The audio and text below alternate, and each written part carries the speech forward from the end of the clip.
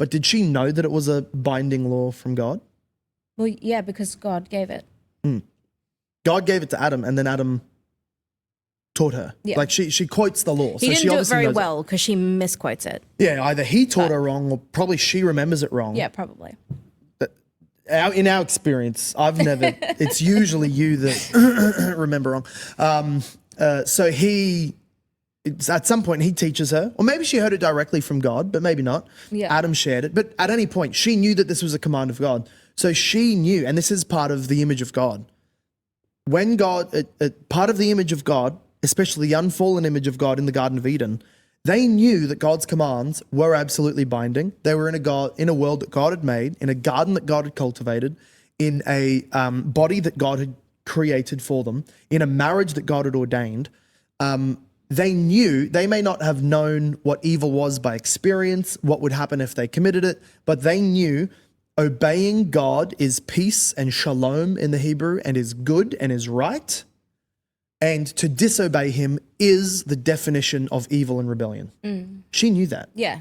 You know, if you make it all this myth and this fairy tale, you can sort of keep it really shallow. Now, we need to remember she was a real human being. She had an actual conscience that was upright, and she knew God had made the command, so it was binding. She knew that he had made the command and knew that it was binding because she argues that to the devil to begin with. That's right.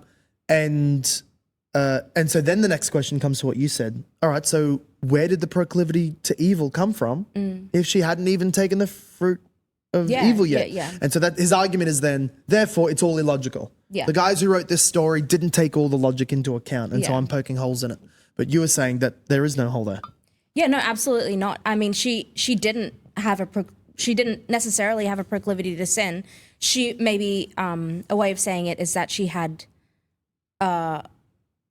Yeah, you said she had an upstanding. She was upright. She was morally upright. Yeah. So, you know, she was like a perfectly balanced tower of So cans. She was able to fall, though. Yeah, she was able to fall, but he is saying, well, it must have come from within her, but we know that's not true. Yeah, if she sinned, she had a proclivity to sin. Yeah, which is not true.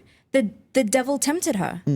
The desire to do evil actually came from outside of her and then got within her and motivated her to do it. But she didn't just fall because it welled up inside of her. God didn't make her imperfect and make her desire sin. In fact, it was the devil who tempted her and caused her to question what God had actually said and then to sin.